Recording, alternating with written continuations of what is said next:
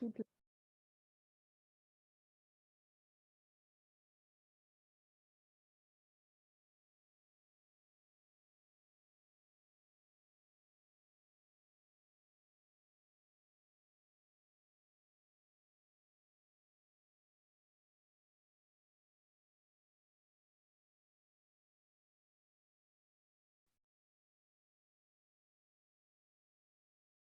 Bonjour à toutes et bonjour à tous pour ce webinaire proposé par le réseau Compost Citoyen Occitanie sur l'argumentaire de la PG Prox.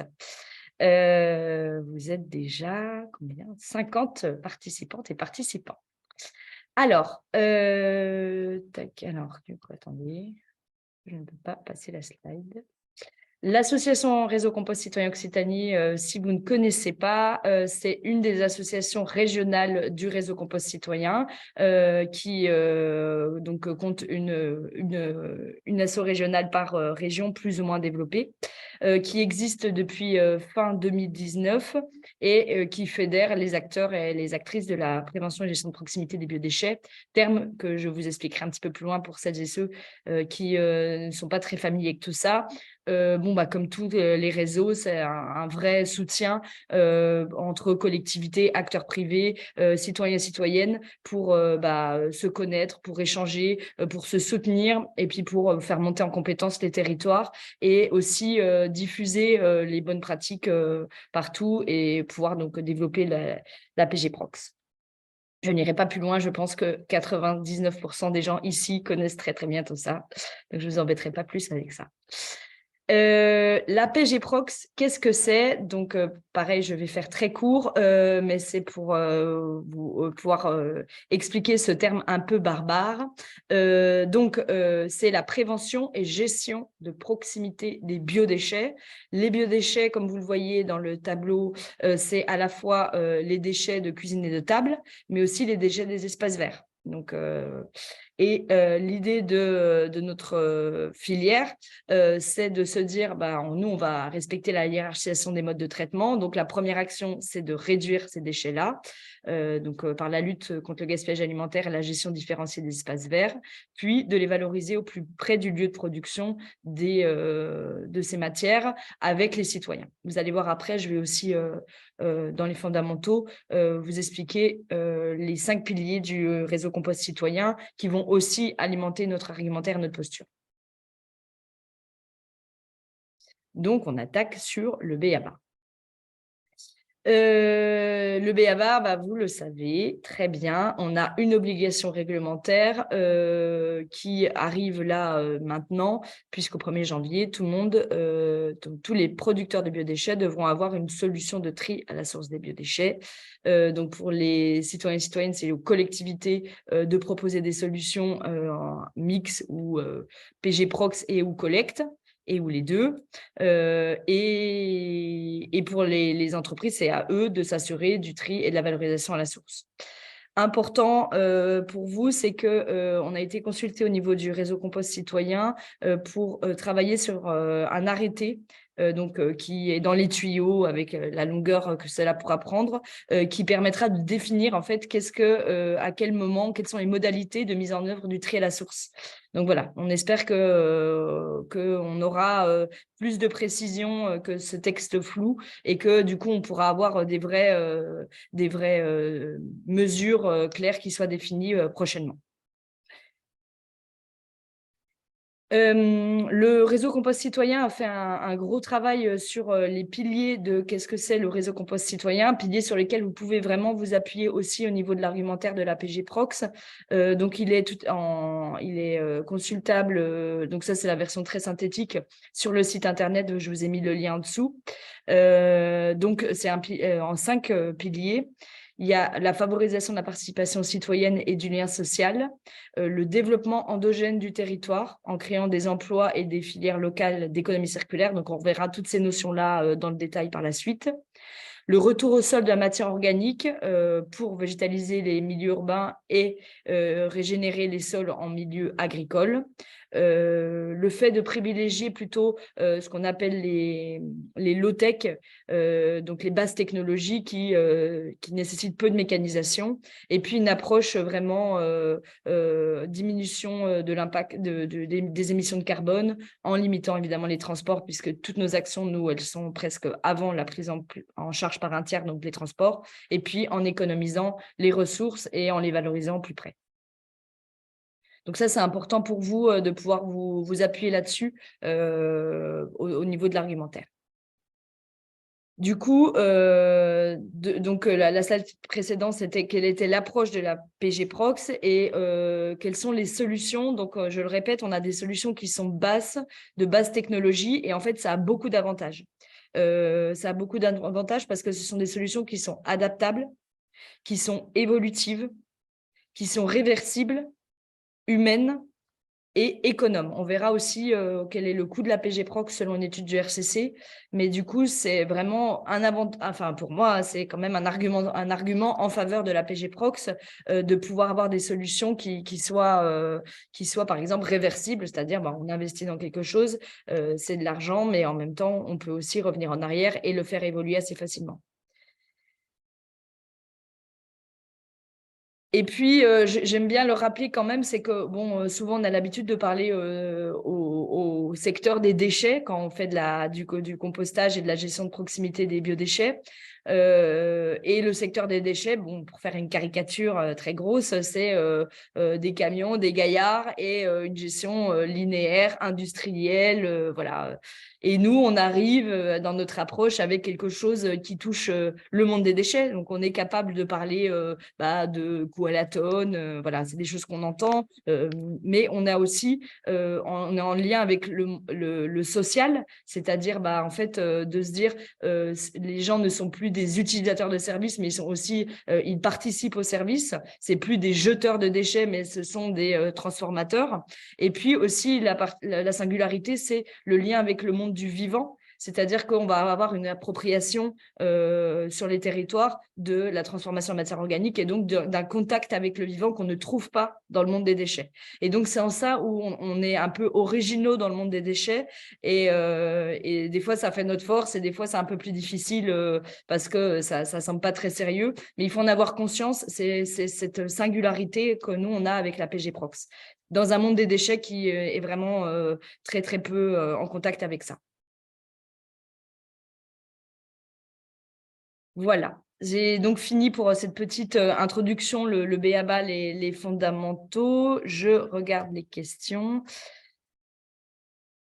Alors, j'ai une question d'Hélène sur est-ce que l'arrêté en cours de préparation sur les modalités de mise en œuvre du trial ressources sera diffusé avant le 1er janvier 2024 ? Je ne pense pas, vu qu'on est au tout début du travail parlementaire. Donc, à mon avis, enfin, je ne sais pas, c'est pas parlementaire, mais à mon avis, non, ça sera pas le cas.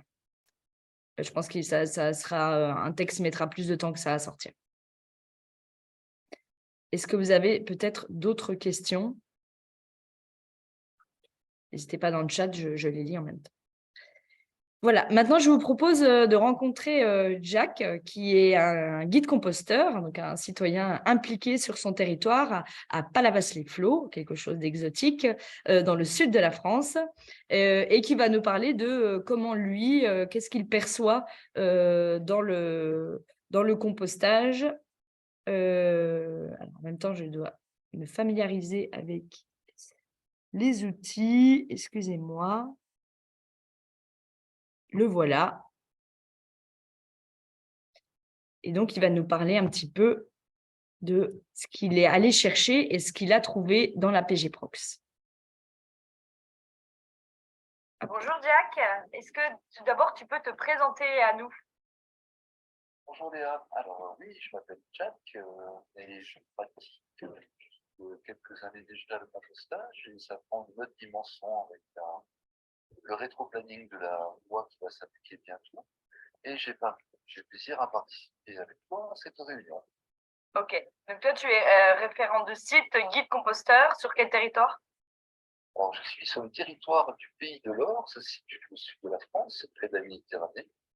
Et je suis référent d'un site aire de compostage partagée. Voilà, pas très loin de chez moi, donc c'est très pratique. Très bien. Est-ce que tu peux nous expliquer comment tu es venu au compostage? Qu'est-ce qui t'a charmé? Alors, le compostage, je crois que je le pratique depuis un peu plus de 25 ans. Avant, j'étais en appartement, donc c'était un peu différent, surtout que j'étais à Paris, donc c'était encore un autre univers.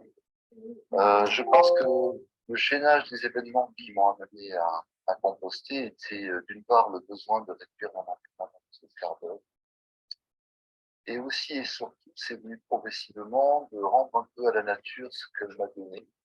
On en consomme souvent sans trop voir les conséquences de notre consommation.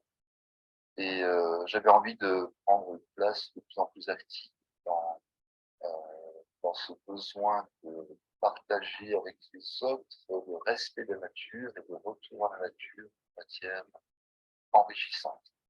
Je voulais aussi réduire mon empreinte carbone. Ok. Et du coup, en te mettant à la pratique et en évoluant dans la pratique, puisque tu es passé du compostage individuel en appartement à une pratique plus collective, qu'est-ce que tu as découvert dans le compostage et la réduction des biodéchets, tout ça, auquel tu ne t'y attendais pas? Alors, en rejoignant des volontaires référents bénévoles et joyeux des aires de compostage partagées, j'ai pu me rendre compte qu'en fait, il y avait une attente citoyenne. Il me semble que de plus en plus de gens curieux et soucieux de pratiquer le compostage rejoignaient les aires de compostage. Et en fait, je me suis rendu compte qu'elle devenait comme une forme de nouveau mobilier urbain, mais pas uniquement ça. C'est-à-dire que c'est un espace de rencontre auquel de plus en plus de riverains sortent de l'anonymat et viennent pratiquer de façon collective leur volonté, alors chacun a la sienne, de réduire, je pense aussi, leur empreinte carbone. Un peu plus loin, je me suis rendu compte que les aires de compostage partagées créent du lien social car les gens apprennent à se découvrir autour d'un socle commun de réduire leur production de déchets. Et au final, tout ça me donne le sentiment que ce sont des petites agoras, des lieux de rencontre collective chez les Grecs. Et en fait, chacun apprend à administrer une partie de sa production de déchets de façon de plus en plus autonome avec l'aide des collectivités territoriales en charge de la question. Merci beaucoup. Et quel argument, toi, tu utilises pour, du coup, discuter avec les habitants, les habitantes, discuter avec les éventuels d'autres collègues, référents de site, bénévoles, voilà, sur quoi tu aimes bien insister, qu'est-ce qui te parle? Alors, je pense que j'en ai identifié à peu près trois qui me semblent déterminants. Le premier, chez nous, donc dans l'agglomération du Pays de l'Or, la collecte des déchets ménagers résiduels envoie le tout à un incinérateur qui est situé à 30 km de chez nous. L'argument majeur que j'utilise, c'est de rappeler qu'on envoie des déchets qui sont constitués majoritairement d'eau à 30 km, parce qu'il y a du CO2 pour alimenter un four incinérateur qui n'en a absolument pas l'usage. C'est un argument que je répète souvent. Le deuxième argument, c'est que la collectivité locale en charge de l'environnement dans l'agglomération de l'Or est constituée de 6 personnes pour un bassin de population de 50 000 individus approximativement. Et je pense que ces personnes qui font un excellent boulot ont besoin d'un coup de main avec l'aide des référents locaux, de gens volontaires, bénévoles, qui chacun leur façon participent au travail et soulagent la collectivité de son travail qui a été. À ce titre, je pense aussi que il est utile pour que les aires de compostage partagées en pied d'immeuble, en établissement, même chez les individus, ont besoin de plus en plus d'ambassadeurs, de formes d'apôtres, de gens qui vont donner un peu de leur temps et de leur capacité pédagogique à rejoindre une équipe qui est déjà constituée, qui sait quoi peut jouer en jeu, de façon à ce qu'il y ait de plus en plus d'aires de compostage partagées et à terme qu'il n'y ait plus de biodéchets dans les déchets ménagers et des recyclables. Ok. Elle je répondrai à tes questions, Léa. Mais oui, merci beaucoup. Hop, on retourne sur notre PowerPoint.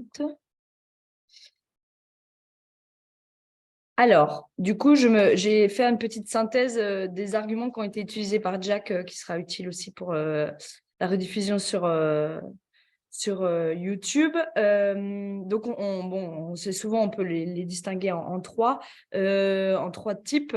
Donc, on a une approche écologique. Alors, je reviendrai un petit peu après sur l'impact carbone et tout ça, de réduire l'empreinte carbone, on le sait très bien, d'éviter ce transport et cette incinération qui est à la fois produit beaucoup de gaz à effet de serre et puis en plus qui est assez terrible puisqu'on transporte de l'eau, vous le savez très bien. Il y a l'idée aussi de rendre à la nature ce qu'elle nous a donné. Donc, il y a ce rapport à la nature, à l'environnement, de consommer autrement et le respect de la nature.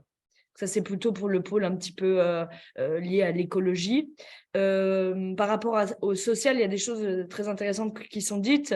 Il y a l'idée de prendre sa place et de sortir de l'anonymat, qui sont deux arguments un peu égaux, parallèles, de partage. Et avec l'idée de partage, il y a le fait qu'on visibilise un endroit où on peut se rencontrer, c'est-à-dire un composteur partagé, c'est un endroit où on peut parler aux gens, on est sur une pratique commune et on verra un petit peu après les besoins en liens sociaux qui peuvent exister dans la population aujourd'hui. Donc, il y a aussi cette idée d'avoir un espace de rencontre qui crée du lien social.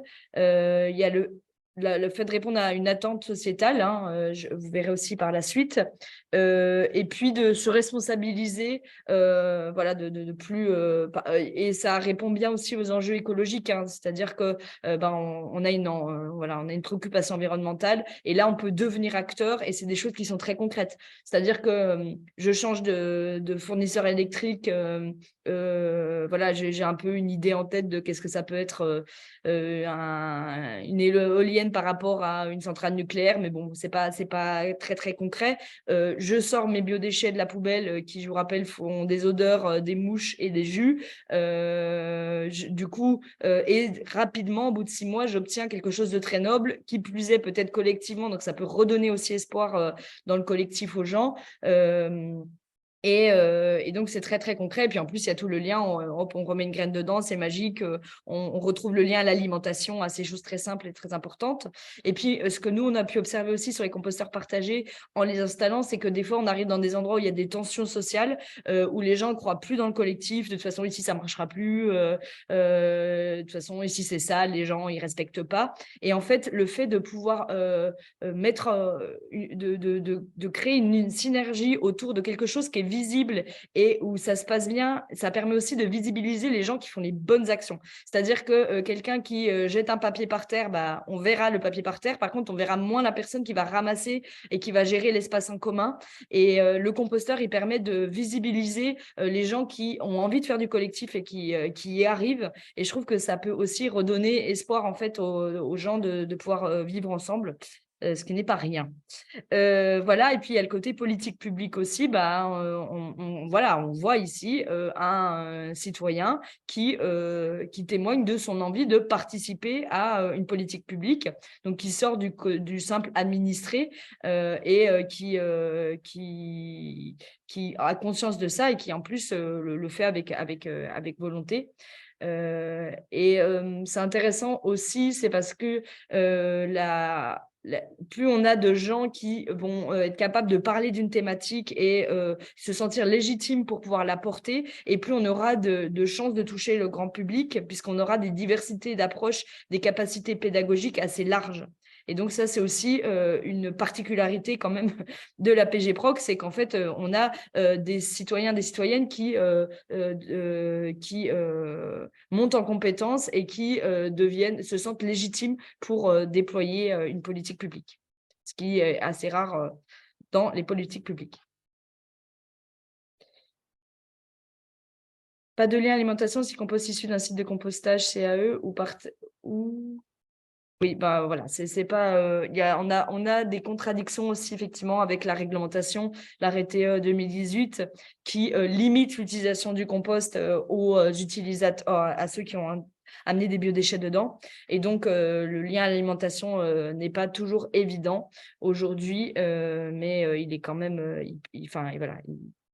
Il est quand même important et la réglementation, c'est aussi nous qui la faisons par nos bonnes pratiques et donc on pourra aussi tendre vers aussi une meilleure place du compostage dans les intrants pour l'agriculture sur les territoires.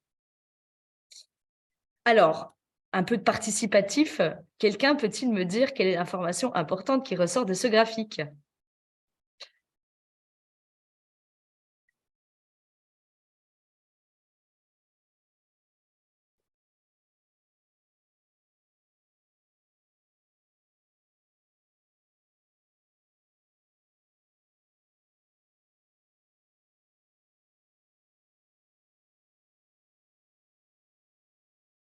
Alors, qui veut bien se jeter publiquement ?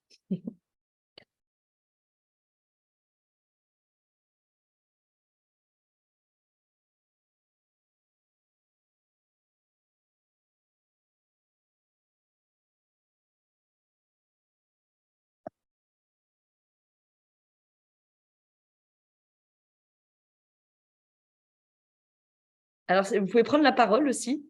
Oui, bonjour. Bonjour, merci. C'est Chloé. Merci de jouer le jeu. Je suis avec mon collègue Antoine. Mais du coup, on se disait qu'avec le compostage, on peut avoir un impact sur plusieurs de ces enjeux. Tout à fait. Voilà, à la fois sur l'environnement, mais aussi créer de l'emploi, limiter la hausse des prix, parce que nous, on a aussi une collecte de biodéchets sur notre territoire, ça coûte très cher. Et donc, limiter les déficits et les impôts. Voilà. Merci beaucoup. Donc, effectivement, on n'est pas trop hors sol. Des fois, on a l'impression quand on parle de compostage, qu'on parle d'un truc incroyable qui, voilà, nous, on a des fois cette impression. Je pense qu'on n'est pas les seuls. Et en fait, il faut se rappeler quand même que cette étude qui date de 2020, elle fait ressortir que l'environnement, qui est quand même souvent ce à quoi on pense quand on parle de compostage, c'est quand même la deuxième préoccupation des Français et des Françaises, quoi. Et que l'emploi aussi, on le verra un petit peu, on va le déployer par la suite, on peut y répondre aussi avec le compostage et donc on peut rentrer par plusieurs cases. Mais quand on parle d'environnement, ce n'est pas, quand on parle de compostage, ce n'est pas rien, puisque c'est quand même une préoccupation. Et Chloé, est-ce que tu serais d'accord pour décrypter ce deuxième graphique? Les problèmes environnementaux. Hop. Effet de serre, faune, flore. Mais là aussi, on peut avoir un impact.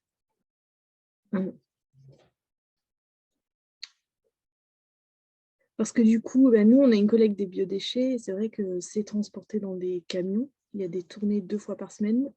Et les déchets sont traités sur une usine ICPE.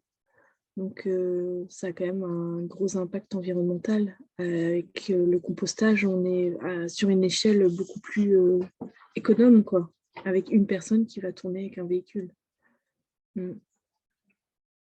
Merci beaucoup. Allez, dernière slide, si tu es d'accord. Et là, donc, c'est voilà, en quoi les gens sont, quelles actions ils sont prêts à mettre en œuvre facilement et ou plus difficilement. Ok. Oui, donc on a le tri des déchets en première position. Les légumes de saison. D'ailleurs, à ce sujet, nous, on a une placette dans un lotissement et Antoine, mon collègue, nous disait qu'il constatait qu'il y avait beaucoup de gaspillage alimentaire. Donc, on se disait que ce serait intéressant de travailler sur ces questions aussi. Couper le chauffage et le chauffe-eau, les produits locaux, les appareils électriques et les emballages. Voilà, ça, c'est les premières catégories citées. Merci beaucoup. Merci. Et donc, voilà, donc encore une fois, cette étude, sur la slide suivante, vous verrez la référence. En fait, c'est intéressant de se rendre compte que le premier truc, donc une des préoccupations principales des Français, c'est l'environnement et le réchauffement climatique, et qu'une des premières actions qu'ils sont prêts à mettre en place, c'est trier les déchets.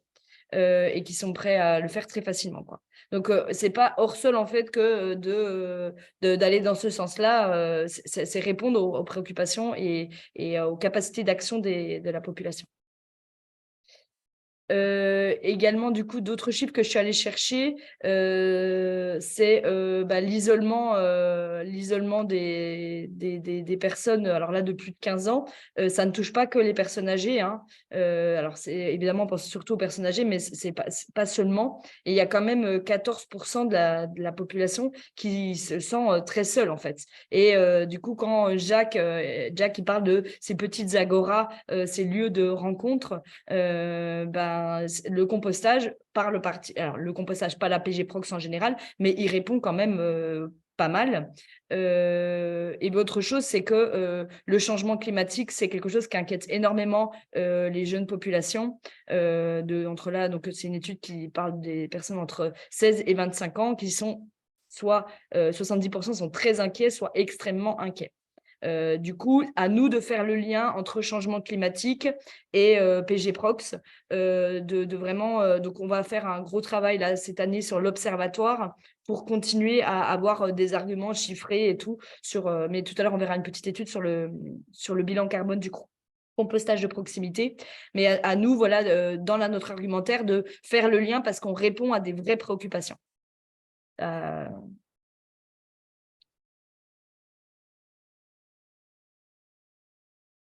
Voilà. Je jette un coup d'œil dans le chat, tout va bien. Alors ici, j'ai essayé de me dire quelles sont les infos sur le besoin de faire société. Et du coup, il y a une thèse qui a été faite à Montpellier sur le faire société et le compostage. Et donc, on se rend compte que donc faire société, c'est à pouvoir agir sur le monde. Et donc, par le compostage, on agit sur le monde, mais on n'agit pas sur le monde. On peut montrer qu'on existe, en fait. Il y a une des citations du coup de cette thésarde qui dit: composter s'agit donc pour les usagers d'un moyen de se démarquer, de se signifier leur engagement à leur entourage et à leur société. Et donc, quand on parle de ce besoin d'exister, voilà, il peut être assez fort, surtout pour des populations qui se sentiraient un peu seules, quoi. Et que du coup, ça porte une envie qui est d'améliorer une situation, soit environnementale, soit plutôt sociétale, de la gestion de son quartier. C'était une petite slide pour aborder cette thématique-là. Je regarde l'heure, tout va bien. Alors là, je suis partie un petit peu derrière en action métaphysique. Je ne sais pas si quelqu'un reconnaîtra ce dessin, enfin de qui il peut être.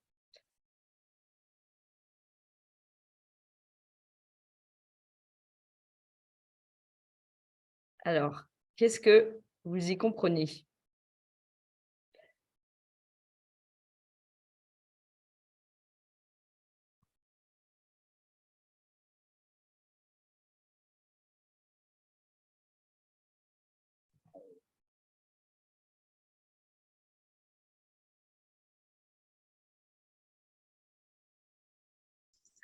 Que l'homme ne se sent pas inclus dans la nature.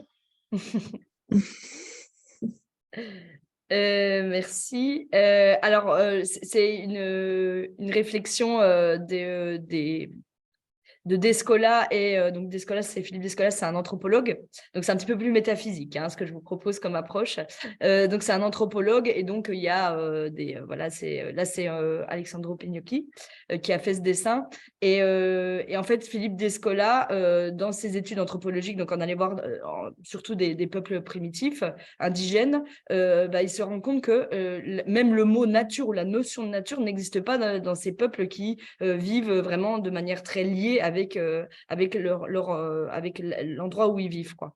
Et donc, il y a une approche écologique de plus en plus forte qui pense que cette rupture qu'on a eue au niveau sociétal occidental, au niveau de la société occidentale entre la nature et la culture, elle explique aussi la distance qu'on met par rapport à ça et qu'on en fait un objet extérieur. Voilà. Donc, c'est, je trouve, quelque chose d'intéressant, et vous allez voir le fil de ma pensée, en quoi on peut l'utiliser, c'est le contact, le lien avec le vivant. C'est-à-dire, vous avez déjà observé, vous amenez un public vers un composteur, tout de suite, on va avoir peur de ce qu'il y a dedans, quoi. Toutes ces formes de vie, aussi différentes elles sont, les choses qui grouillent, qui ondulent, qui n'ont pas d'yeux, qui nous rappellent aussi notre propre mort, parce que on se dit que c'est ça qui va nous bouffer à la fin. Et donc, le compostage, c'est un super outil pédagogique et concret. C'est-à-dire, on le touche, on peut raconter des contes pour se familiariser. Ça marche très bien, même avec les adultes, avec les vers de terre, expliquant quoi. Et du coup, ces formes de vie qui sont si éloignées de nous et qui peuvent nous rebuter, et ben en fait, une fois qu'on les connaît, on est beaucoup plus familiarisé et voir, nous on a des témoignages après des animations avec des enfants, les enfants repartent avec des verres dans les poches, quoi. Bon, ce qui n'est pas le but de l'animation, mais à tel point que il y a un vrai côté sympathique. Et donc, le compostage, c'est une vraie occasion, et le jardinage naturel, et voilà, tout ce qui rapproche de manière concrète les sociétés de leur environnement. C'est une vraie occasion, en fait, de pouvoir recréer ce lien au vivant et arrêter de se distancer par rapport à cette idée de la nature.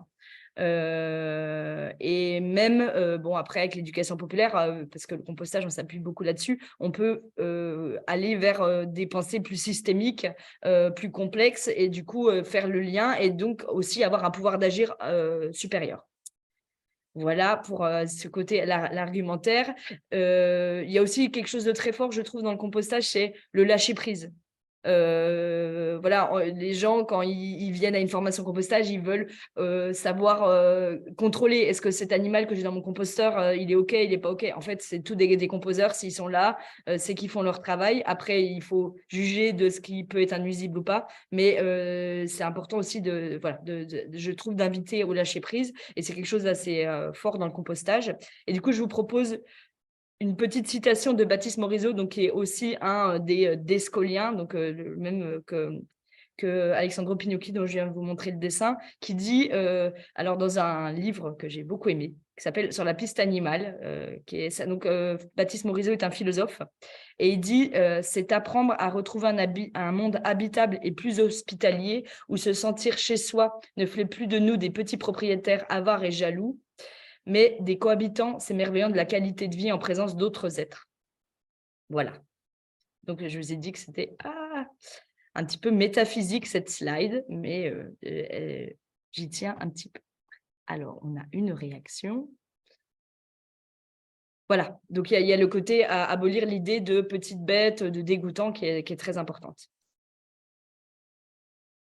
Et puis, remettre du vivant dans les villes, quoi, aussi, hein.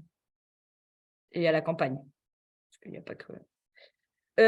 Pour conclure sur cette discussion avec Jack, quelques autres petits arguments qu'on peut-être par rapport à l'approche un peu citoyenne. C'est l'occasion de rapprocher les institutions des citoyens et des citoyennes, de produire un amendement naturel et gratuit, surtout dans le cadre du jardinage. De pouvoir permettre aux gens de trouver une place, donc de devenir acteurs et actrices, d'améliorer le cadre de vie. C'est la montée en compétences sur des thématiques du grand public. Évidemment, le retour au sol de matière organique, on le verra tout à l'heure avec l'économie circulaire, et l'amélioration des gestes de tri, puisque une fois qu'on se met à composter, on ne peut plus mettre des biodéchets dans une poubelle, et ça se répercute sur tous les déchets, donc c'est quand même un investissement assez intéressant sur le long terme. Peut-il avoir une vision sur le long terme?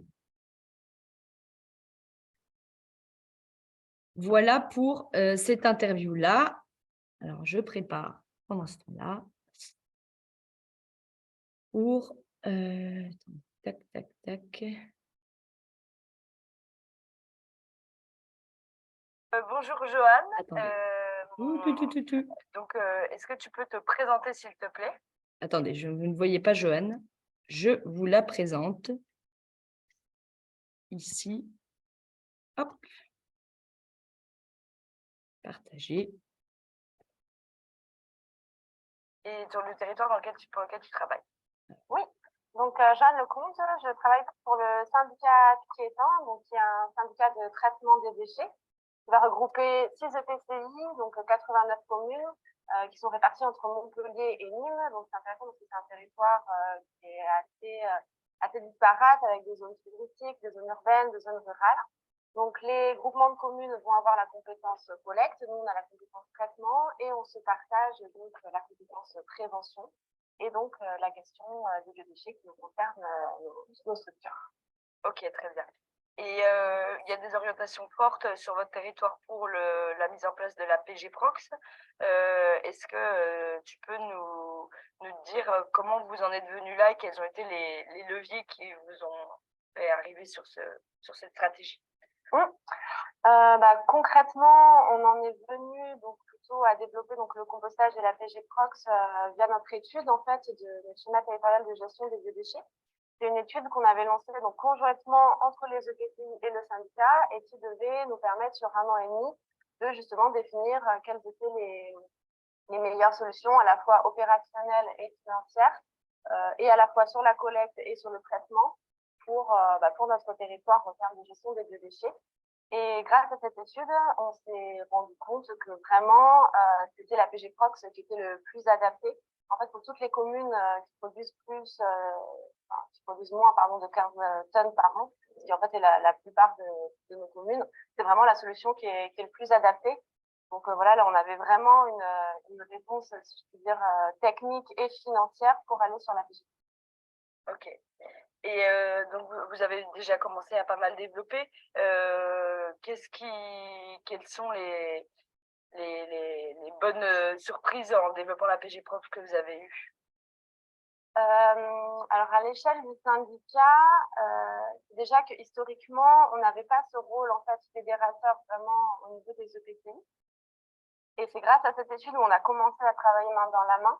Et ça s'est renforcé en fait avec le choix de la PG-Prox parce que c'est quand même il y a une véritable montée en puissance en fait et il y avait vraiment un besoin de travailler tous ensemble et donc de mettre en relation donc à la fois les interco entre elles qui avaient besoin d'échanger sur les différentes modalités d'accompagnement, de mise en place et de suivi de la PG-Prox. Et entre elles aussi, ça a été intéressant cette mise en lien parce qu'il fallait travailler avec les différents acteurs, à la fois jusqu'à les écoles, il va y avoir les patients services des espaces verts, donc c'est une vraie mise en lien en fait à différents niveaux au niveau du territoire. Et après, là aussi pour le syndicat, ce qui est intéressant avec la PG-Prox, c'est qu'il va y avoir un véritable besoin humain. Et en fait, grâce à ça, on a pu développer entre 6 et 10 postes à l'échelle du syndicat, donc c'est quand même super. Des postes qui vont arriver, donc recrutement en cours, ça intéresse des gens. Exactement. Très bien. Et puis, donc, tu es amené à parler de PG-Prox à des administrés, à des EPCI adhérentes. Quels sont les arguments que tu utilises, toi, en tant que professionnel? Je dirais qu'ils sont quand même multiples et c'est ça aussi qui est intéressant avec justement la PG-Prox, c'est qu'il y a plusieurs arguments et en fonction des publics, ce ne sera pas forcément les mêmes. Pour les élus, par exemple, on a beaucoup travaillé, on va avoir l'aspect financier, bien sûr, qui va compter, l'aspect réglementaire aussi, bien sûr, qui est un très fort argument, et aussi l'argument quand même environnemental, avec justement l'impact au niveau des gaz à effet de serre, aussi le retour au sol de la matière organique et l'amélioration de la qualité des sols, qui parle aussi beaucoup. Donc, on va avoir tout un travail de sensibilisation, de leur montrer aussi. Là, on a fait un compost tour récemment qui a très bien marché auprès des élus. Et auprès des administrés, on est en train de travailler, on a lancé une étude sociologique justement pour essayer de voir quels vont être les meilleurs arguments, quels vont être les meilleurs leviers et quels sont aussi les freins au niveau du comportement des individus en fonction des différents profils sociaux. Donc, ça aussi, ça va être très intéressant et puis à suivre parce que je pense qu'il va en sortir de très bonnes pratiques à mettre en place au niveau des administrés. Et au niveau des élus, est-ce que quand tu leur parles retour au sol de la matière organique, c'est des notions qu'ils maîtrisent ou il faut sensibiliser, expliquer les enjeux autour de cette, par exemple, de cet argument-là? Ça dépend vraiment desquels. Je pense pour ça, je pense que c'est très important d'avoir vraiment plusieurs arguments parce qu'il y a autant de sensibilité qu'il y a d'élus. Donc certains vont être déjà fins connaisseurs de tout ce qui est justement pratique de retour au sol, de compostage, et d'autres à qui ça parle pas du tout.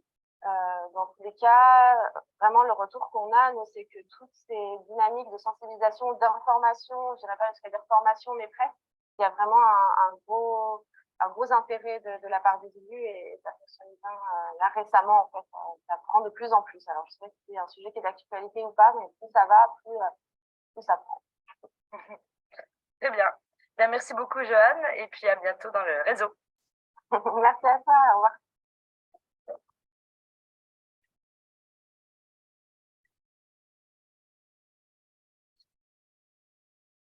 Voilà, donc vous avez rencontré Joanne. Est-ce que... attendez.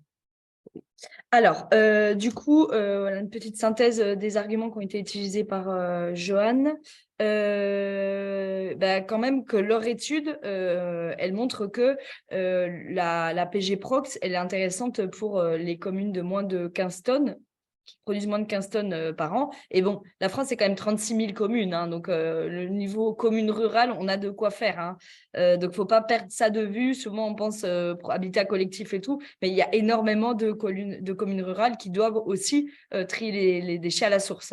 Donc, c'est quand même très important, cette approche. Le fait de rentrer dans une logique de PG Prox, du coup, il va falloir du brouillard pour mettre dans les sites, il va falloir des référents de sites pour gérer. Et donc, c'est une belle occasion de pouvoir rentrer dans des mécanismes de synergie. Ça, on va beaucoup en parler. Hein. C'est ça qui est un petit peu difficile, c'est qu'aujourd'hui, quand même, les institutions, elles travaillent beaucoup en silo, et puis les entreprises, et voilà. Et donc là, il va falloir mettre du lien dans tout ça pour que ça puisse fonctionner. Donc, un service déchets va travailler avec un service espace vert et ainsi de suite. Les mairies, parce qu'elles sont plus proches des habitants, avec un syndicat qui, par exemple, là, dans ce cadre-là, ce syndicat était très éloigné, en fait, mal connu. Et en fait, c'est une vraie occasion pour lui de jouer son rôle, en fait, entre ces 6 intercommunalités. Et puis, bon, très important, hein, quand même, entre 6 et 10 postes sur ce bassin de vie qui vont être créés à l'échelle du syndicat, donc sans compter déjà tous les postes sur place. Donc, c'est vraiment générateur d'emplois, et ça tombe bien puisque la préoccupation numéro 1 des Françaises et des Français, c'est l'emploi. Et donc, pour les gens qui sont intéressés, c'est d'ailleurs à titre personnel, il va y avoir de l'embauche sur ce territoire. Johanna nous a beaucoup parlé aussi de la capacité de la PG Prox à pouvoir convaincre un large public parce qu'il y a énormément d'arguments qu'on peut utiliser, donc en fonction de nos différents publics et de leur sensibilité. Et tout ça est allié avec la sensibilisation et voire même la formation de nos élus pour qu'ils puissent s'approprier ces questions et ces enjeux sur le retour au sol de matière organique, les gaz à effet de serre, la réduction des poubelles et tout ça. Donc ça, c'est vraiment un aspect qui est important et un sujet qui est d'actualité. Voilà, on sent quand même qu'il y a une médiatisation et qu'il y a une montée en compétences générales. Oui, je vous donnerai le contact de Joanne, le compte. Il n'y a pas de problème. Voilà, et puis on va suivre cette étude-là qui est menée sociologique. Je ne sais pas si vous, sur vos territoires, vous en avez mené. Si c'est le cas, c'est peut-être intéressant de pouvoir faire un petit retour en quelques minutes ici. En tout cas, nous, on essaiera de la faire remonter auprès du réseau Compost citoyen, cette étude sociologique. Non, vous n'avez pas votre connaissance d'études là-dessus? Ok, donc on va être très regardant.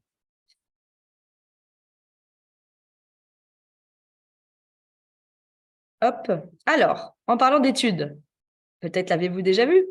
C'est l'étude des coûts qui a été faite l'année dernière par le réseau Compost Citoyen et qui ajoute une pièce à notre puzzle de l'argumentaire, hein, puisque là, on a une vraie étude qui nous permet de savoir quel est le coût des biodéchets.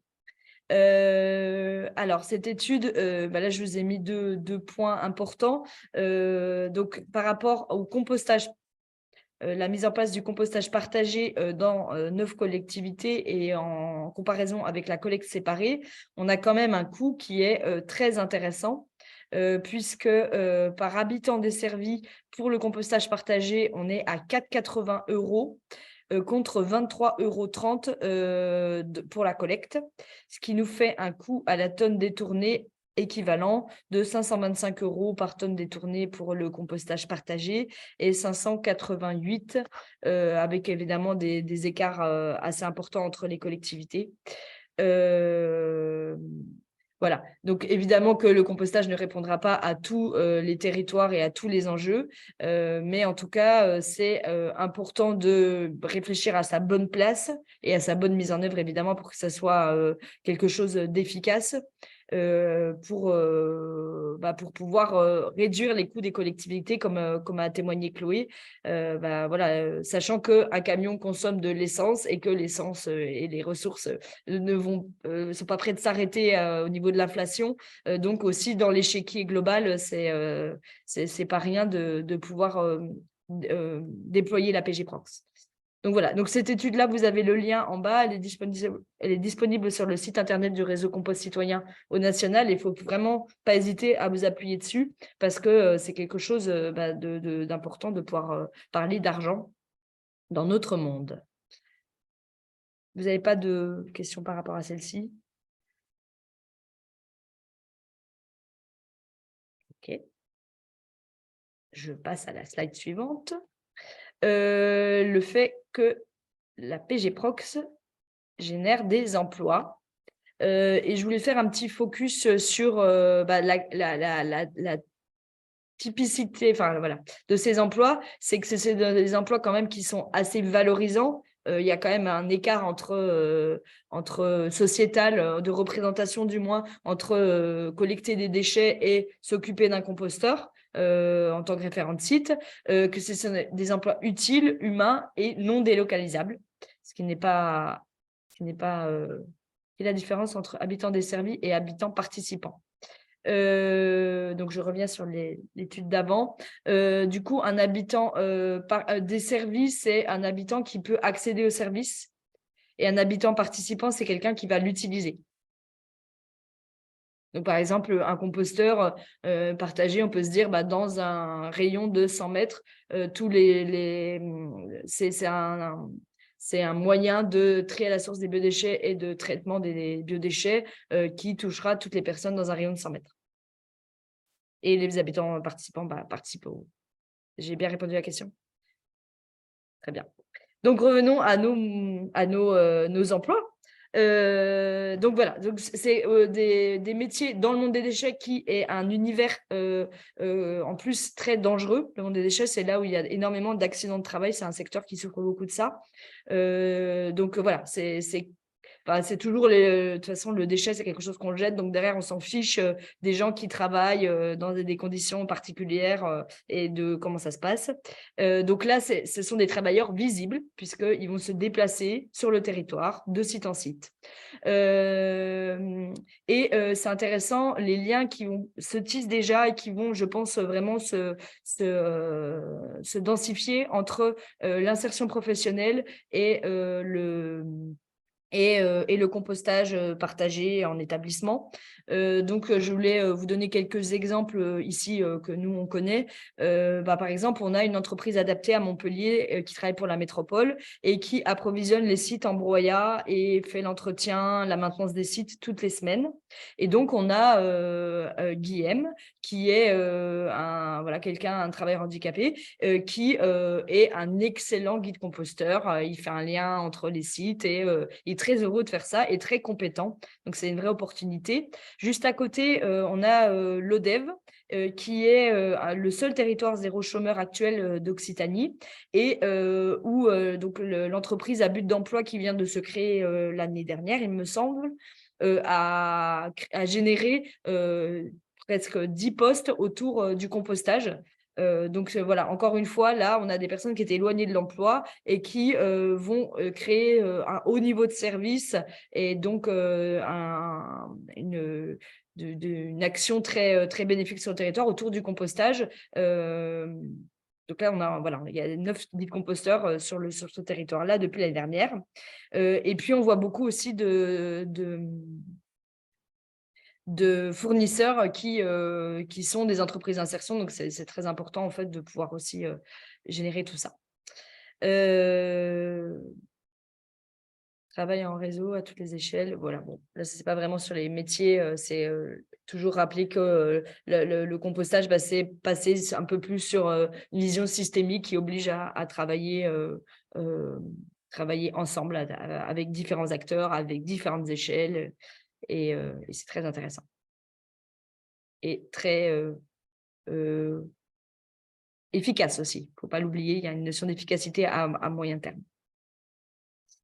Alors, on manque de beaucoup de retours voilà, on a une étude de coût, on n'a pas vraiment d'informations au niveau du national sur l'employabilité de notre filière. C'est un vrai manque.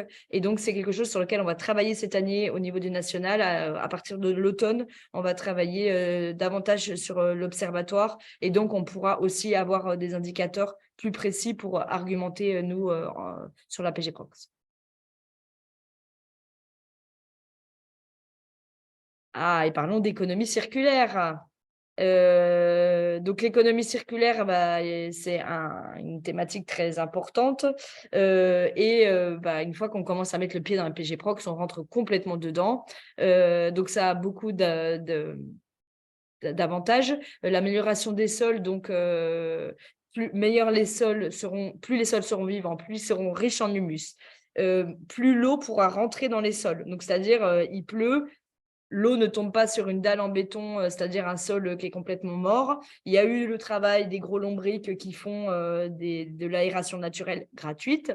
Ils retournent le sol. Et donc, l'eau, quand elle tombe sur ce sol-là, elle pénètre le sol. Donc, en fait, elle va se filtrer, remplir les nappes phréatiques. Et bon, surtout nous, dans le sud, on connaît des inondations qui sont dramatiques. C'est des vrais drames humains. Ça, c'est quand même lié à la qualité des sols. Quand l'eau tombe, c'est lié à deux choses. C'est lié au fait qu'on bétonne absolument tout. On est quand même à l'artificialisation des sols. Ça représente un département tous les 7 ans en France. C'est énorme.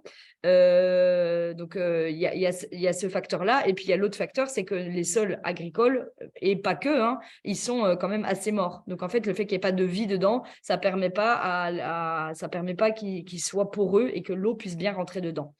De plus, un sol qui est riche en humus, donc riche en compost, il va avoir une meilleure capacité de rétention d'eau. Dans un scénario où le climat est en train de se réchauffer, c'est quand même très intéressant d'avoir des sols qui ont des propriétés intéressantes pour bien retenir l'eau.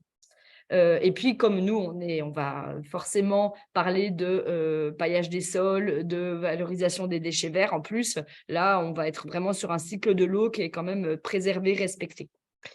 Alors, je sais qu'aujourd'hui, réglementairement, on est un petit peu coincé, mais si on se projette un petit peu quand même dans l'avenir et qu'on se dit que le compostage va se développer et que la réglementation va s'adapter, on va tendre quand même vers des territoires qui vont pouvoir avoir des intrants du territoire, c'est-à-dire de pouvoir avoir de la matière organique qui retourne sur les sols agricoles. Donc aujourd'hui, la PG Prox, telle qu'elle est définie avec l'arrêté ministériel, elle ne permet pas de conclure cette boucle, mais j'espère que le RCC va militer pour qu'on puisse quand même aller vers ça.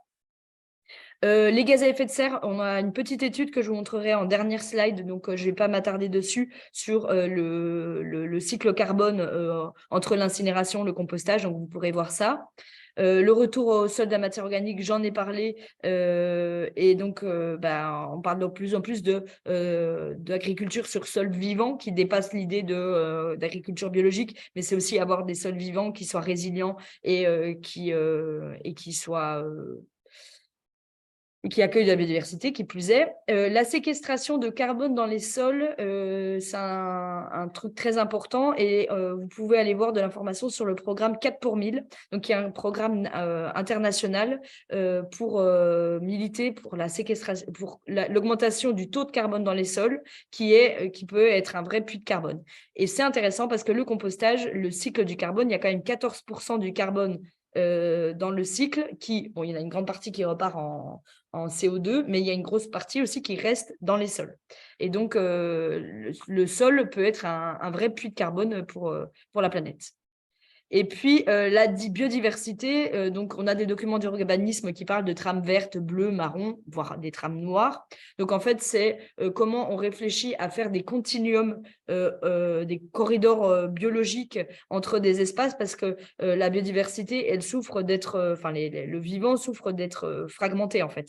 Donc, on a des populations qui ne peuvent plus communiquer entre elles et donc elles ne peuvent pas renouveler leur patrimoine génétique. Et ça, c'est un vrai problème qu'on a. Et donc, les documents d'urbanisme, ils se disent, tiens, entre ces deux grosses forêts, comment on crée un espace de circulation des animaux pour qu'ils puissent se déplacer. Entre ces deux cours d'eau, la même chose, comment on crée des circulations, comment on les préserve. Et on a même aujourd'hui la notion de trame marron, donc c'est-à-dire faire des continuums biologiques, des corridors biologiques pour la faune et la vie du sol.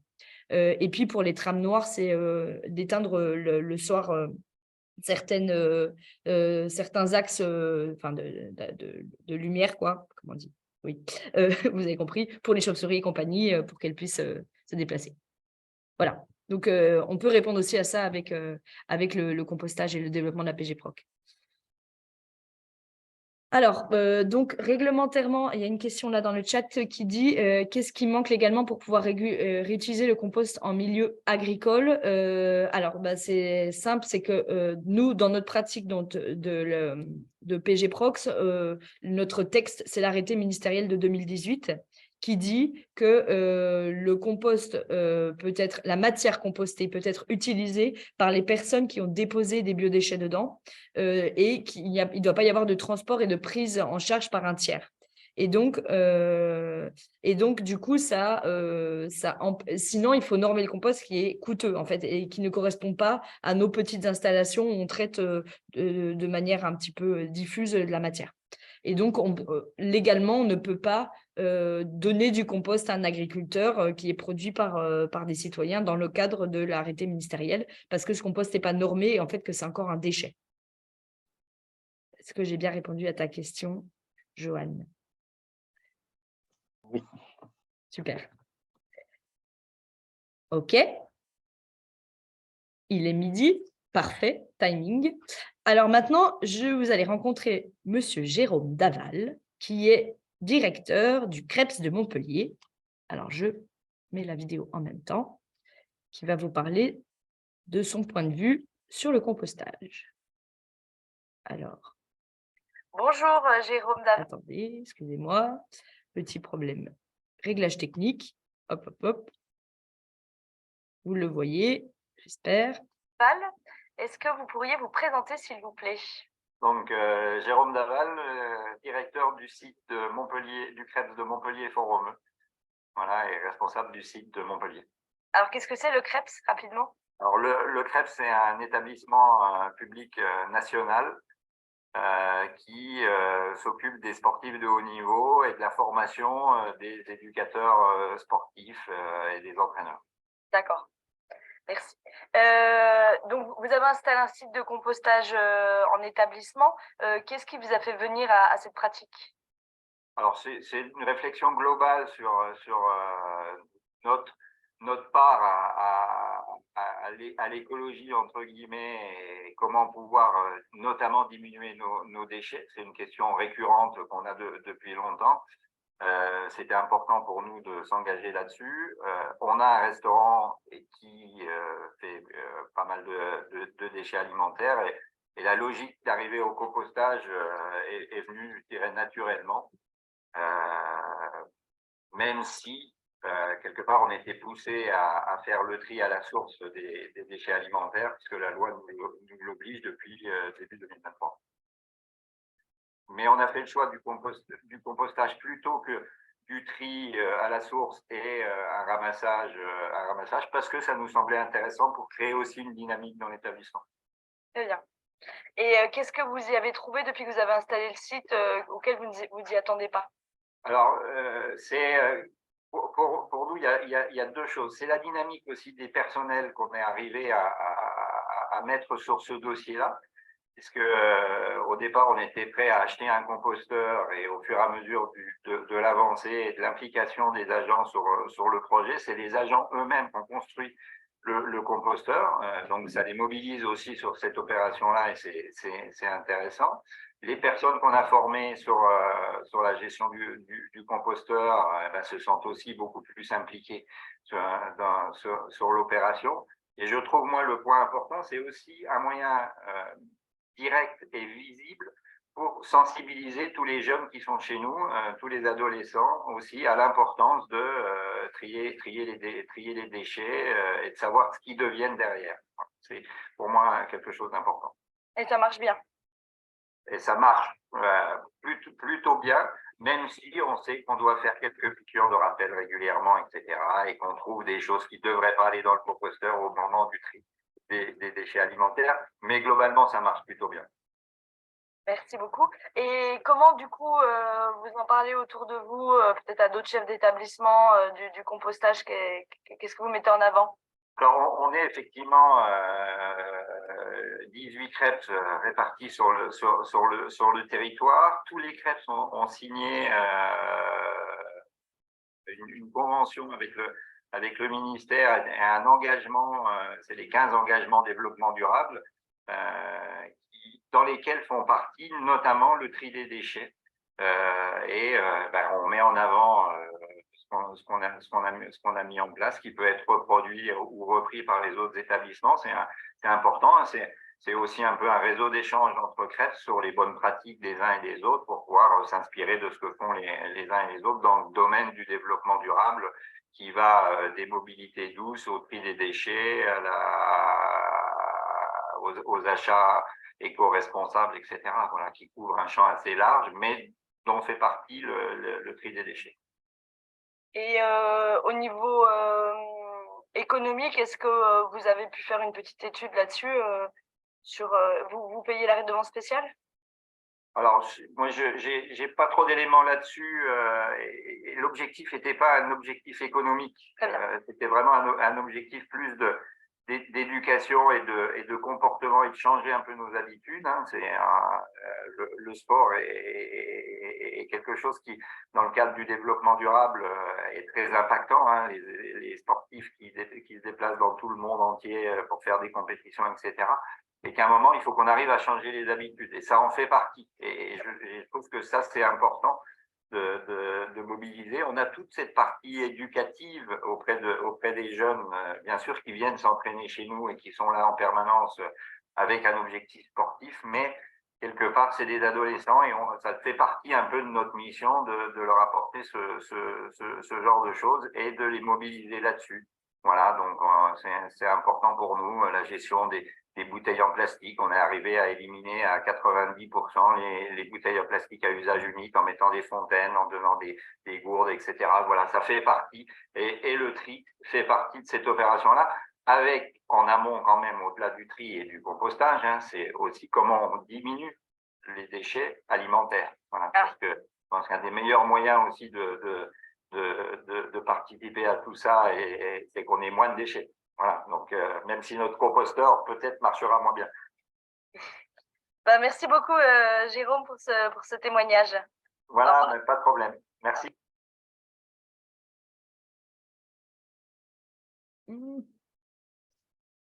Je reprends la main. Voilà pour le témoignage d'un établissement privé. Du coup, l'argumentaire ici, on est plutôt sur bon, c'est la particularité du compostage en établissement, hein, c'est le projet d'établissement vraiment, le fait de pouvoir impliquer des agents qui montent en compétences, à tel point qu'ils ont carrément construit leur propre composteur. Là, la clé, c'est la formation, hein, pour pouvoir que les gens se sentent considérés et impliqués. Et puis, on sent aussi vraiment le projet pédagogique derrière par rapport au public qui fréquente du coup cet établissement. Ce sont des jeunes sportifs et donc de pouvoir changer les habitudes, voilà, c'est quelque chose de très important. Et de pouvoir être exemplaire vis-à-vis des autres établissements. Et évidemment, merci à Bernard qui dit de moins produire de déchets. C'est évidemment très important. Et on verra aussi un petit peu tout à l'heure un point sur le gaspillage alimentaire. Voilà. Donc. Alors, l'argumentaire de la PG Proc, vous avez vu, on peut le déployer un petit peu comme ça, un petit peu comme ça. Et puis après, quand on arrive dans des thématiques particulières comme le gaspillage alimentaire, par exemple, où on pourrait faire la même chose pour la gestion intégrée des déchets verts, en fait, ça redéploie de nouveau un argumentaire. Donc, en fait, il est très, très large, le compostage partagé, le compostage individuel, le lombricompostage, voilà. Donc, je fais un focus arbitraire sur le gaspillage alimentaire parce que c'est lié au compostage en établissement, mais vous avez compris qu'à chaque fois, on peut en plus redéployer des arguments en fonction des différentes pratiques. Je voulais rappeler que le gaspillage alimentaire, la réduction, l'idée c'est de pouvoir réduire le coût et le temps de travail lié à la production de l'alimentation. Donc, c'est quand même 1/3 de ce qui est produit dans le monde qui n'est jamais consommé. Donc, c'est quand même une catastrophe puisque derrière, il y a quand même l'entretien des sols, voilà, la préparation. Enfin, voilà, ça produit énormément d'énergie. Et quelque chose qui m'a marqué, c'est une baguette de pain, c'est 120 litres d'eau utile. Ce qu'on appelle l'eau utile, c'est un peu une manière de compter. Donc, c'est vraiment, voilà, c'est pas rien de jeter une baguette à la poubelle, c'est énormément d'énergie en amont qui a été utilisée pour pouvoir la produire. Et donc, revenons à nos moutons, réduire le gaspillage alimentaire dans un établissement, on ne le vend pas comme réduire des coûts, mais on le vend plutôt comme améliorer la qualité de ce qui est proposé à table. Et donc, pouvoir améliorer la qualité, c'est avoir peut-être des produits plus locaux. Et on retourne sur notre idée d'économie circulaire. Donc, c'est en ça que c'est très systémique, la PG Prox. C'est aussi valoriser le métier de cuisinier. Une fois qu'on commence à mettre un projet de compostage en établissement, au début, on sait, personne ne produit de déchets, mais finalement, quand même, on en produit beaucoup. Et donc, les cuisiniers et les cuisinières, ils ne sont pas là pour produire des choses qui sont jetées. Donc, c'est revaloriser le métier de cuisinier, mais aussi le fait de manger. Parce que des fois, le gaspillage est créé parce qu'on charge les assiettes en quantité. Et du coup, c'est les mangeurs qui se retrouvent responsables du gaspillage. Et il faut sortir de cette logique-là.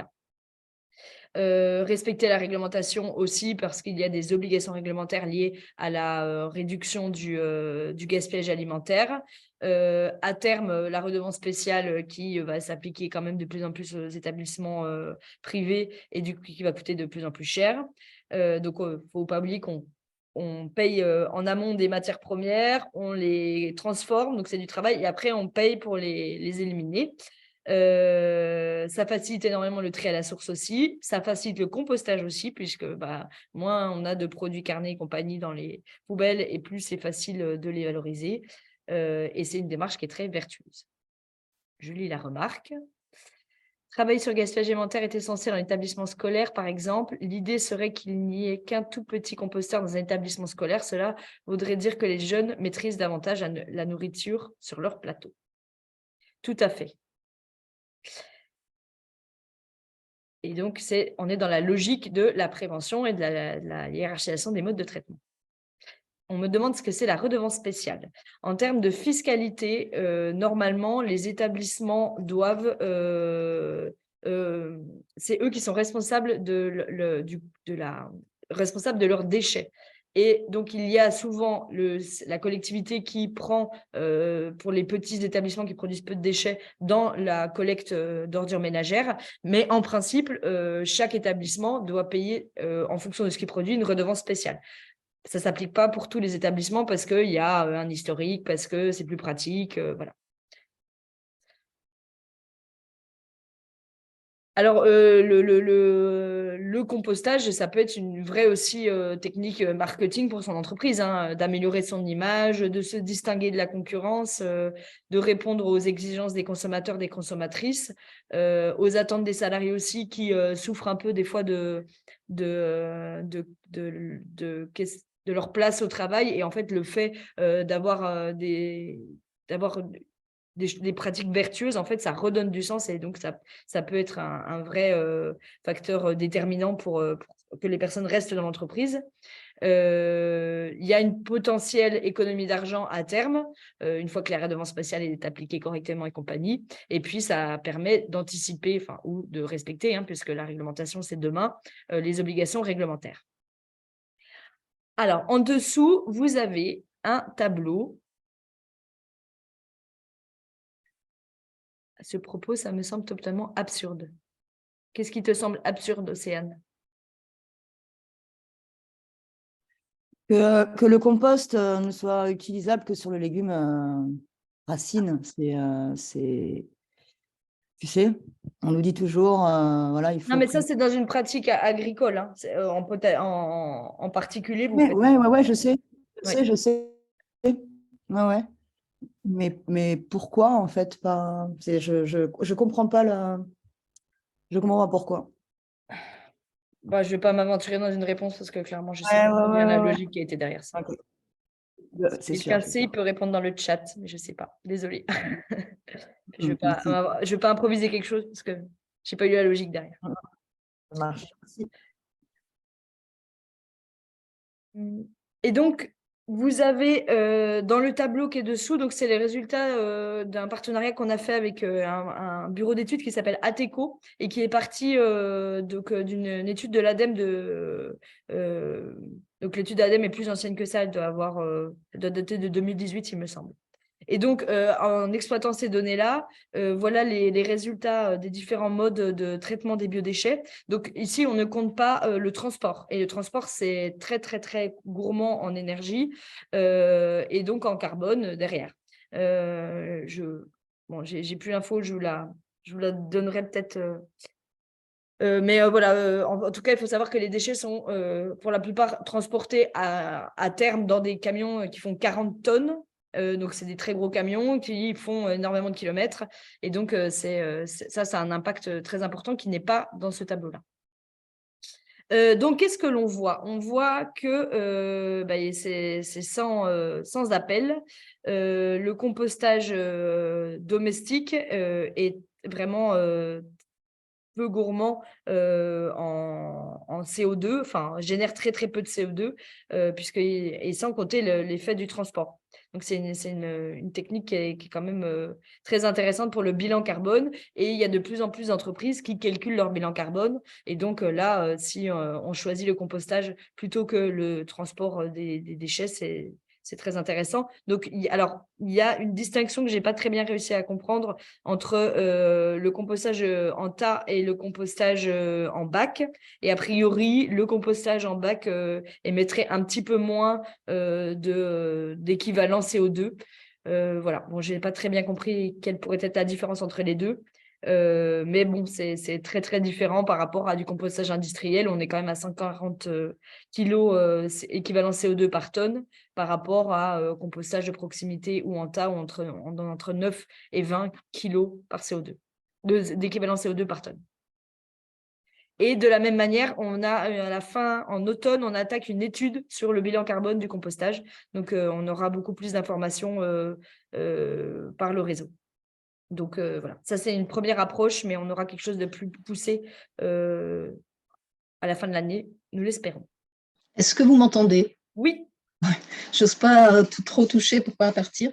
Moi, j'aurais une question. Oui. Parce que le compostage, justement, en tas, c'est le compostage qui ne demande pas de bac en jardin. Et est-ce que, justement, le bilan est fait par rapport au bac? Alors, j'ai posé la question, ils m'ont dit que c'était… du coup, non, il n'est pas pris en compte parce que c'est très… comment ?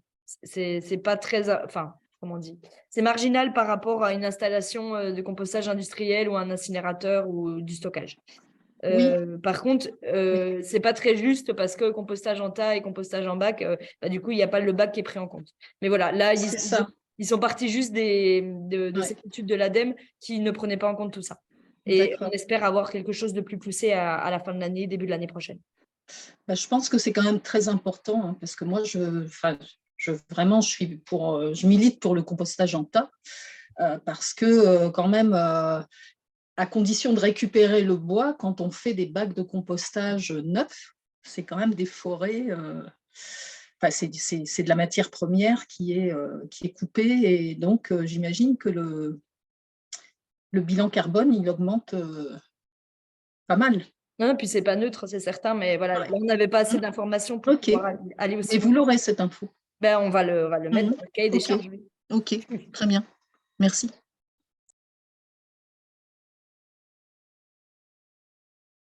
Voilà, j'en ai fini pour ce tour d'horizon de l'argumentaire. Est-ce que vous avez des questions, des remarques, des choses qui auraient manqué, des choses où vous aimeriez insister dessus? Je vous laisse la parole. Pour la prise de parole, je vous propose de lever la main, du coup, pour pouvoir pas se marcher sur les pieds.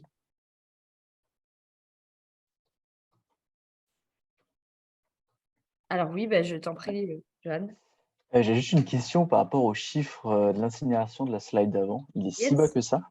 Enfin, il me paraît étonnamment bas. Je ne sais pas s'il y a une raison par rapport à ça ou pas. Mais... clairement, je suis incapable de répondre à la question. Ok. Ouais, je ne sais pas d'où ce qui pourrait expliquer ça. Bah oui, effectivement. Mais je peux demander à ce bureau d'études, par contre. Ça, je peux faire.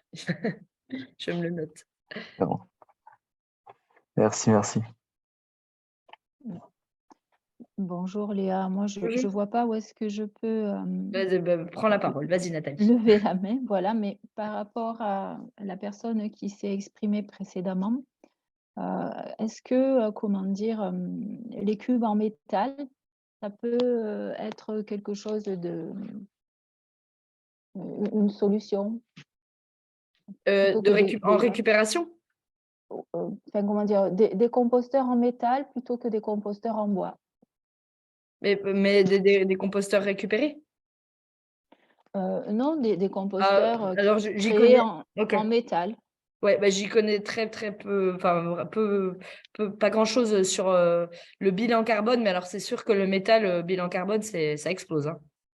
D'accord. Et ça explose même, je pense, par rapport au bois et je pense même le plastique. Ouais. Non, je pense que là, on est encore plus au-dessus.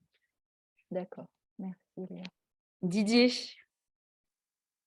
Oui, je voulais réagir par rapport à l'utilisation sur les légumes racines. Oui. En fait, le législateur il est parti du fait que souvent, c'est des légumes qui sont consommés cuits. Donc, la cuisson va éviter tout risque de contamination par les pathogènes. Et ils ont peur, en fait, que quand on amène du compost dans un potager, qu'on les mette sur des légumes qu'on va consommer crus, on transporte des pathogènes. Voilà, c'est encore des peurs qui sont plus ou moins justifiées, on va dire. Mais voilà, c'est la base, je pense, de la législation qui a fait ça. Voilà. Merci beaucoup, Didier.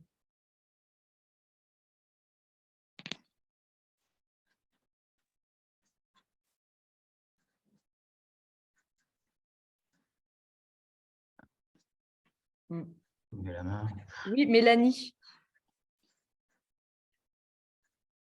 Bonjour. Je suis mute, Mélanie.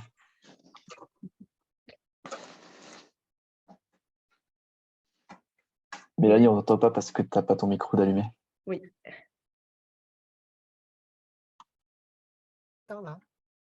Là, ça y est. Oui. Je ne sais pas pourquoi il... Ouais. Donc, voilà, bonjour Léa. Moi, je suis maître composteur communal sur la commune de l'Union. Donc, j'ai déjà formé les référents de sites sur chaque école. On a des plateformes de compostage. Donc, tout le monde est formé, tout le monde a la pratique, etc. Et par rapport à cette loi de 2024, on a eu une concertation pour savoir ce qu'on met et ce qu'on ne met pas vraiment, pour qu'on ait le même son de cloche pour chaque école. Et il était difficile de… Voilà, j'ai eu un discours de ne pas mettre les omelettes, par exemple. Donc, bon, ils sont tous frileux, voilà. Donc, c'est très difficile d'avoir un discours, enfin, même si on a… voilà, on parle un peu de l'économie, on parle au niveau environnement, etc. Quel serait en fait vraiment l'argument qui peut être impactant et dire, bon voilà, 2024, on arrête de mettre de la nourriture dans les ordures ménagères. Est-ce qu'il y a une autre phrase plus, je ne sais pas, à un moment donné, là, est-ce que je suis face à certains référents qui sont butés ou Oui. voilà, est-ce qu'il y aurait une autre phrase plus impactante pour expliquer? Voilà, parce que je suis pour l'économie circulaire pour chaque site, parce qu'on a des potagers pédagogiques, donc je ne veux pas casser la boucle, pas trop. Mais voilà, donc quelle serait vraiment la phrase impactante pour les référents de site et la collectivité aussi? Ouais. Bah, tout dépend de la raison en fait pour laquelle ils veulent pas les omelettes par exemple. Et il y a quelque chose qui marche très bien, c'est de montrer que c'est possible en fait. Donc c'est de faire un compost. Quand on va visiter un composteur en établissement où la paella a été compostée, c'est-à-dire la viande, les crustacés, les moules, et qu'en fait tout est composté dedans et que en fait on s'en rend pas compte, tout d'un coup ça devient beaucoup plus facile de composter une omelette, quoi. Et autre chose, c'est qu'en fait, c'est la mort du compostage de proximité si on ne composte pas tous les SPA3, tous les déchets de cuisine et table. Parce que si on veut respecter la réglementation, il faudra qu'il y ait un camion de collecte qui passe pour récupérer les omelettes. Alors que c'est possible de le faire. C'est quand même dommage. Et il y a un webinaire sur les produits carnés qui est très bien fourni, que vous pouvez trouver aussi en ligne. D'accord, ok, très bien. Bon, Voilà. mais merci, merci. J'espère avoir répondu à ta question. Nathalie, oui. Oui, bonjour. Ma question, ça me concerne plus personnellement. Est-ce que vous m'entendez bien? Parce que je suis dehors, il y a du vent. Oui, très bien. Oui, très bien, ok. Donc en fait, j'ai une expérience de compostage dans mon potager et j'ai une expérience aussi en communication, en animation, dans les espaces verts. Et je souhaite intégrer la formation guide composteur sans forcément aller plus loin en tant que maître composteur. Oui. Je n'ai pas d'expérience en PG Prox et je voulais savoir si cette formation m'est quand même ouverte et comment convaincre la collectivité compétente. Mais ça, vous y avez répondu en fait, pour ouvrir un poste de guide composteur. Ok. Alors, la formation guide composteur est une formation sans prérequis. Il faut faire une lettre de motivation simplement. Donc, il n'y a pas besoin d'avoir de prérequis pour pouvoir l'intégrer. Souvent, on pense maître composteur, mais c'est déjà une formation qui est hyper riche, qui est vraiment destinée aux acteurs de terrain. Donc, il faut vraiment la valoriser, cette formation. Elle est très importante et il n'y a pas besoin d'aller sur du maître. Si vous êtes une actrice de terrain, ça sera complètement suffisant. Et pourquoi se former? Parce qu'on est bien meilleur quand on est formé, quoi, hein. Que toutes ces questions qu'on se pose au quotidien qui nous freinent et qu'en fait, en 5 jours de formation, on lève tous les freins, quoi. Ok. Merci. Bernard. Oui, bonjour. J'ai l'impression qu'on est un peu sur un nœud aussi, là, oui. Qui est justement d'avoir des déchets, du compost, et donc les exutoires, le compost qu'on a en trop. Est-ce que compostage ne va pas systématiquement avec jardinage? Est-ce que ça, ce n'est pas un argumentaire aussi? Ou est-ce qu'on peut le mettre en avant ou pas? Parce que je pense que c'est aussi un nœud de ce fonctionnement. Effectivement, je pense que l'exutoire du compost, c'est un frein en fait au déploiement du compostage, surtout en zone rurale, zone urbaine dense. C'est évidemment les gens avec leur jardinière, ils vont pas prendre énormément de litrage de compost. Après, il faut pas non plus, je pense, déjà installer des sites de compostage, trouver l'endroit, les référents de sites motivés. Et en plus, si on se met comme critère d'avoir un jardin à proximité pour utiliser le compost, il me semble que ça peut faire un peu lourd comme cahier des charges pour déployer et que du coup, des fois aussi, le truc un peu débrouillard de mettre du compost sous les haies et tout, c'est un petit peu dommage pour tout le reste, mais ça permet aussi à la pratique d'exister, à montrer que c'est possible, que ça se passe bien et du coup, après, de rentrer dans quelque chose d'un peu plus systémique. D'accord, merci. Oui, Johan. Oui, moi, j'avais une question par rapport à tout ce qui était guide composteur et maître composteur. Actuellement, est-ce qu'il existe un papier valorisant ou un certificat, ou comment est-ce qu'on sait et que les autres savent qu'on est maître composteur, qu'on a la possibilité de faire telle et telle pratique? C'est une formation qui est certifiante. Donc, à la fin, effectivement, de toute façon, à chaque fois qu'on fait une formation, quelle qu'elle soit, on peut demander une attestation de formation. Et là, en plus, on est dans une formation certifiante. Donc, vous avez après une certification de compétences qui prouve que vous avez bien réussi l'examen. Parce qu'il y a un examen pour chaque guide et maître, il y a un examen maintenant.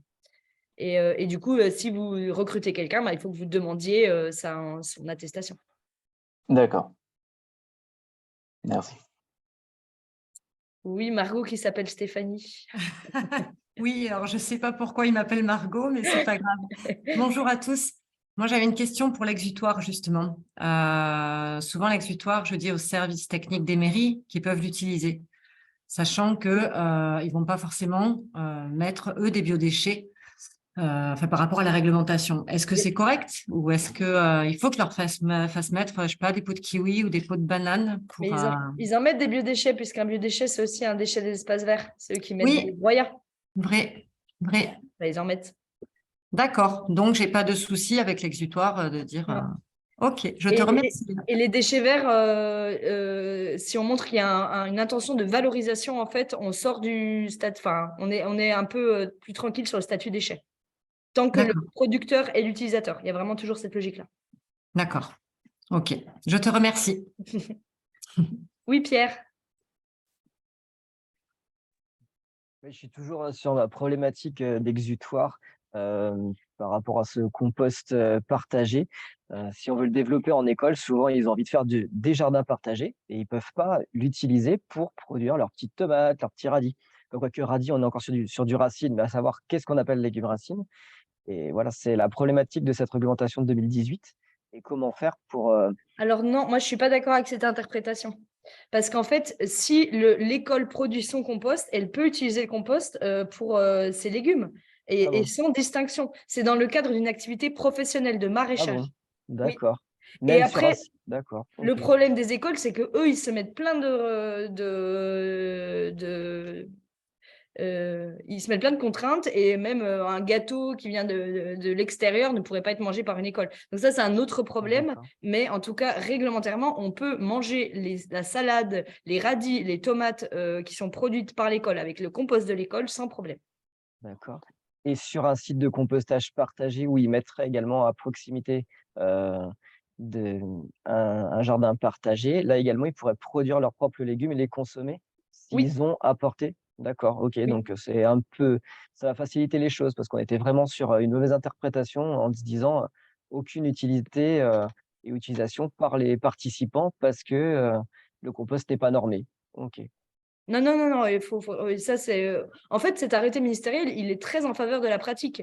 Dans un truc de bon sens, on connaît un peu les producteurs de biodéchets et l'utilisation du compost. Il est très, très en notre faveur, donc allons-y. Bon, merci pour les précisions. Avec plaisir. Oui, Nathalie.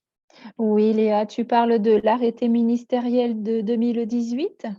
Oui, tout à fait.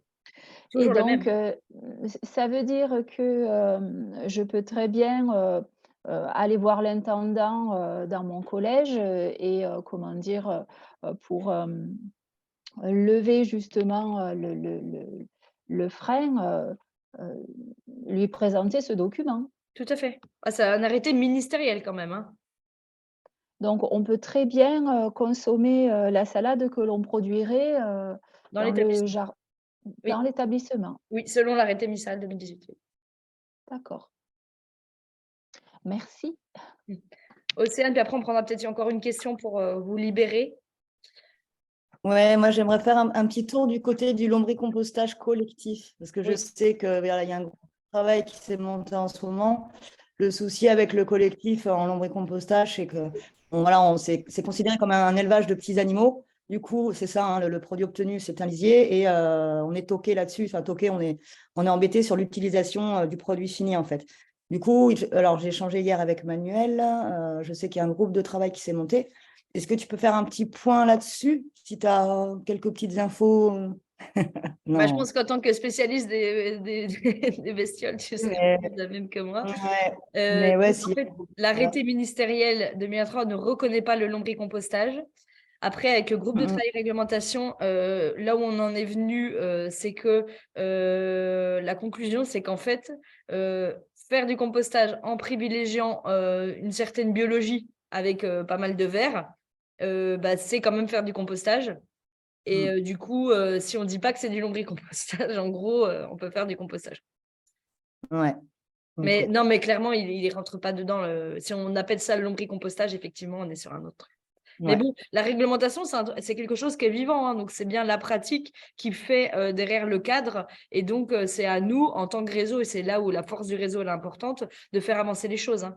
L'arrêté ministériel 2018, il existe parce que le réseau, il a pris par la main les ministères et on est allé voir des sites exemplaires. Et c'est comme ça que vous imaginez bien que les industriels, ils n'avaient pas forcément envie que ce genre de texte sorte, quoi. Donc, ne perdons pas espoir. Continuons à avoir de bonnes pratiques, à développer des choses intelligentes et à nous fédérer dans les réseaux. Merci.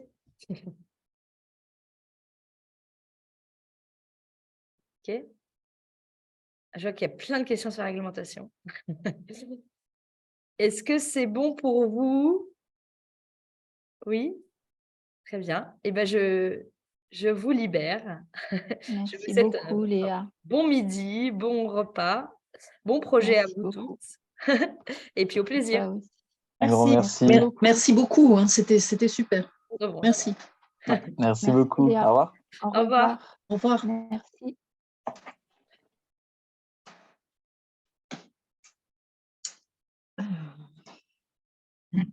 Merci.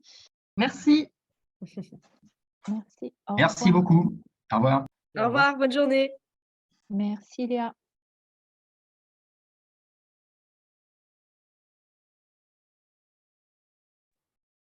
Voilà, j'ai retrouvé mon micro. Merci pour tout. C'était très sympa et c'est une piqûre de rappel qui valait le coup. Merci. Merci, bonne journée.